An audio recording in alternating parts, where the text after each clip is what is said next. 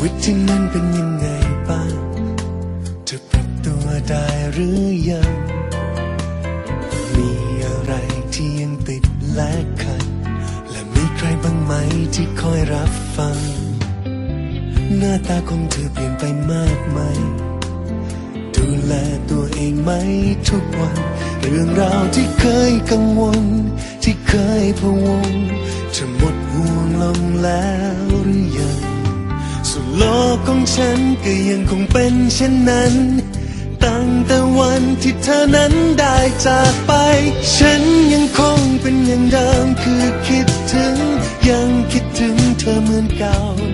โลกยังซึมเศร้าเหมือนอย่างเงาไม่ค่อยเปลี่ยนแปลงสักเท่าไรฉันยังคงเป็นอย่างเดิมคือยังรักไม่ว่านานแค่ไหนมีเพียงสิ่งเดียวเท่านั้นที่ตัวฉันได้เปลี่ยนไปคือเข้าใจแล้วว่าต้องจากกัน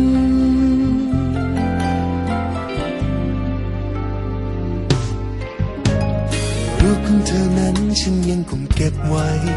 วิดีโอที่มีเธอและฉันบทเพลงที่เราเคยฟังกันเป็นประจำฉันยังเปิดมันแทบทุกวันส่วนโลกของฉันก็ยังคงเป็นเช่นนั้นตั้งแต่วันที่เธอนั้นได้จากไปฉันยังคงเป็นอย่างเดิมคือคิดถึงยังคิดถึงเธอเหมือนเก่าโลกยังซึมเศร้ามันอย่างเงาไม่ค่อยเปลี่ยนแปลงสักเท่าไรฉันยังคงเป็นอย่างเดิมคือยังรักไม่ว่านานแค่ไหนมีเพียงสิ่งเดียวเท่านั้นที่ตัวฉันได้เปลี่ยนไป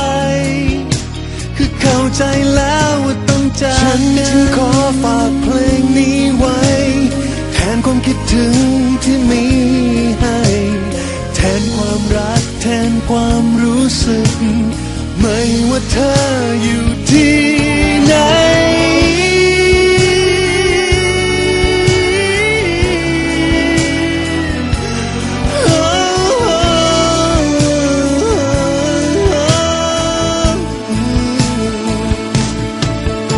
ส่วนโลกของฉันก็ยังคงเป็นเช่นนั้น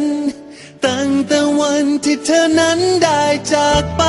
ชีวิตฉันก็ยังคงเป็นเช่นนั้น